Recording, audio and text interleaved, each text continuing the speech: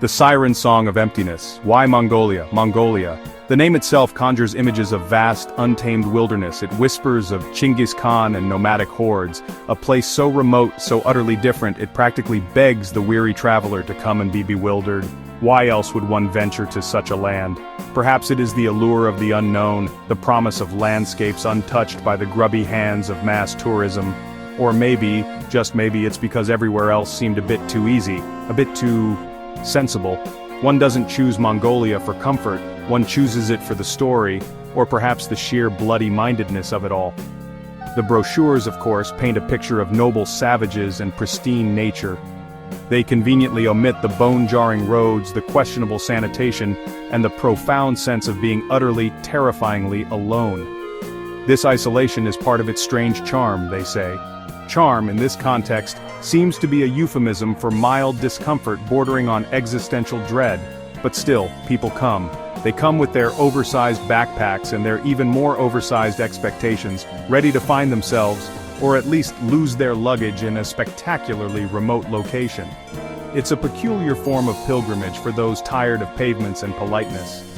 Mongolia beckoned, not with open arms, but with a shrug and a vast, indifferent horizon. The Mongolian steppe is an exercise in repetition, green, then brown, then more green, occasionally punctuated by a startled-looking marmot. It stretches ad infinitum in every conceivable direction. The sky above is equally vast, a colossal blue dome that presses down on the landscape, making one feel remarkably small and insignificant. It's the kind of scenery that inspires grand thoughts, or perhaps just a desperate craving for a tree. Any tree. For shade. For variety, for something to break the relentless, hypnotic monotony of the grasslands. This is nature in its most unadorned, and frankly rather blunt state. After a few days, the subtle variations begin to emerge, or perhaps the mind, starved of stimulus, simply invents them. The way the light changes the color of the grass from emerald to ochre. The distant shimmer that might be a herd of horses, or equally a figment of your sun-addled imagination. The wind is a constant companion, whispering secrets or just trying to steal your hat. It carves the landscape and shapes the clouds, a relentless artist with an acquired taste for desolation.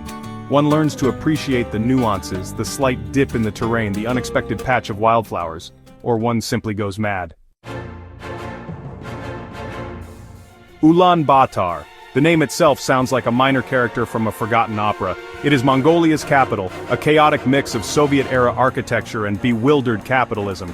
Gurs sit beside crumbling concrete tower blocks, luxury SUVs jostle with ancient ladas, a city of stark contrasts where ancient and modern collide. It's not pretty, but it has raw, unpolished energy. The city feels like a temporary encampment that became permanent. The air is thick with dust and exhaust fumes. Navigating its streets is an adventure, where traffic lights are suggestions. Amidst the chaos there are moments of unexpected charm, a brightly painted monastery down a dusty side street, a surprisingly good coffee shop offering respite from the noise. The State Department store sells everything from cashmere jumpers to camping equipment. Ulaanbaatar is a transit point, the place you endure before escaping to the real Mongolia. In Mongolia, the concept of a road is wonderfully fluid. Sometimes it's a clearly defined track, a reassuring ribbon of dirt stretching towards the horizon. More often it's a series of faint parallel lines etched into the grass. And frequently, it's nothing at all. Just an unspoken agreement between your driver and the universe. This makes for interesting travel, to say the least. It's less about following a map, more about interpreting the landscape's subtle clues. Our driver, a man of few words and many cigarettes, seemed to navigate by an internal compass. He'd point at a distant, barely perceptible dip in the hills and grunt. Signposts are a luxury reserved for the deluded. Why bother with such trivialities when you have the sun, the stars, and the unerring instinct of a man who probably knows every marmot hole between here and the Altai Mountains? It was unnerving, yet strangely liberating. Getting lost, we soon discovered, was not a mishap, but an integral part of the Mongolian travel experience. It provided opportunities for unscheduled stops, impromptu picnics in the middle of nowhere, and the chance to admire the same clump of oddly shaped rocks from several different angles. It also fostered a deep appreciation for the moment someone, anyone, appeared on the horizon. Another vehicle, a lone horseman, even a particularly confident sheep, could suddenly become a vital source of directional intelligence, or at least a welcome distraction from the dawning realization that you were, in fact, comprehensively misplaced. Section 5. Sweet Jur hospitality with strings attached. The Mongolian Jur, or yurt, is an architectural marvel of felt and wood, a cozy circular dwelling perfectly adapted to the nomadic lifestyle. Stepping inside one for the first time is to enter another world. The air is thick with the scent of wood smoke, mutton, and something vaguely dairy-related. Light filters softly through the central smoke hole, illuminating brightly painted furniture and intricately patterned rugs. It's a surprisingly warm and inviting space, a sanctuary from the often harsh elements outside. Our hosts, usually a family with an unnerving number of children, would welcome us with smiles and gestures. Hospitality in Mongolia is legendary and also somewhat mandatory. You are offered a seat, usually on a low stool or a shared bed, and immediately presented with sute tsai milky tea, liberally salted. Refusal is not an option. You sip, you smile, you try to ignore the slightly gamey aftertaste. Then comes the food. More often than not, it's mutton. Boiled mutton, fried mutton, mutton soup, mutton dumplings. If you're lucky, there might be some dried curd, hard as a rock and twice as flavorful. It's sustenance, pure and simple, designed to fuel a life of hard work on the steppe. Section 6. Culinary Adventures, the Mystery of Mutton and Milk. Mongolian cuisine, it's like a masterclass in making the most of what little is available. If you're a fan of mutton, well, you're in for quite the treat. And by treat, I mean a relentless, unending one. Mutton is the star, the supporting act, and often the entire ensemble.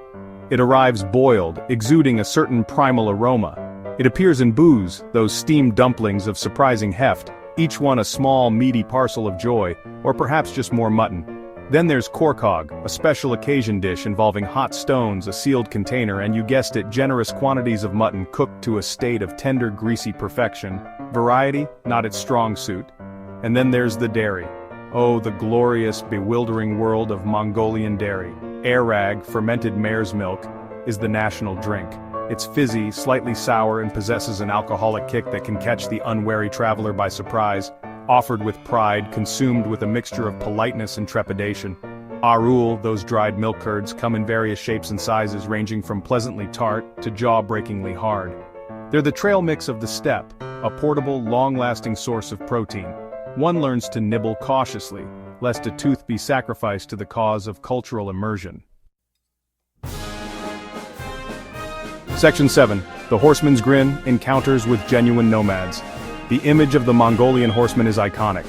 Astride his sturdy pony, silhouetted against the vast steppe, he embodies freedom and a deep connection to the land.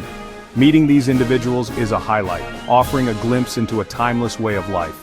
They materialize from the dust, often with a wide, weathered grin. Their faces tell stories of hardship and resilience.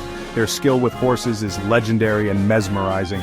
Children gallop across the plains with fearless abandon. The horses are small, tough, and agile, perfectly adapted to the terrain. They are companions, status symbols, and integral to nomadic identity. A herd thundering across the steppe is a sight of raw beauty. Interactions are brief but meaningful. A shared cigarette, a nod, gestures and smiles. They are curious about outsiders but never intrusive. Section 8. The Gobi-less desert, more existential crisis. The Gobi. The name itself evokes images of towering sand dunes, parched landscapes, and Lawrence of Arabia-style adventures. The reality, as is often the case, is somewhat more nuanced, and considerably less sandy than one might expect. Much of the Gobi is actually gravel plain, vast stony expanses stretching to a hazy, heat-distorted horizon. There are, of course, sand dunes, the magnificent Kongoran Els, the singing sands. But they are just one facet of this immense and varied desert. It's a place of stark beauty, profound silence, and an almost palpable sense of ancientness. Traveling through the Gobi is an exercise in endurance. The heat can be ferocious, the wind relentless, and the distances between points of interest are vast. Water becomes a precious commodity, and shade a sought-after luxury. Yet, there is life here. Hardy desert plants cling to existence, camels wander with an air of regal indifference, and if you're lucky, you might spot a gazelle bounding gracefully across the plains. The colors are muted, browns, grays, ochres, but they possess a subtle beauty that grows on you, like the tenacious desert scrub itself. It's a landscape that demands patience and observation. Section 9. The lingering dust reflections on a pointless perfect journey. So, Mongolia. What was the point of it all? The bone-jarring rides, the endless mutton, the linguistic impasses, the constant pervasive dust. Was it some grand quest for self-discovery? Unlikely. I generally find myself wherever I happen to be, usually complaining about the tea. Was it to witness a pristine, untouched culture? Perhaps, though, even the most remote juror now seems to have a solar panel and a mobile phone, albeit one with no signal. No, the reasons for such a journey are rarely so noble or clear-cut. It was perhaps simply to see. The memories that linger are not always the ones you'd expect. Not just the epic landscapes, but the small absurdities. The solemnity with which a child offered me a piece of rock-hard cheese.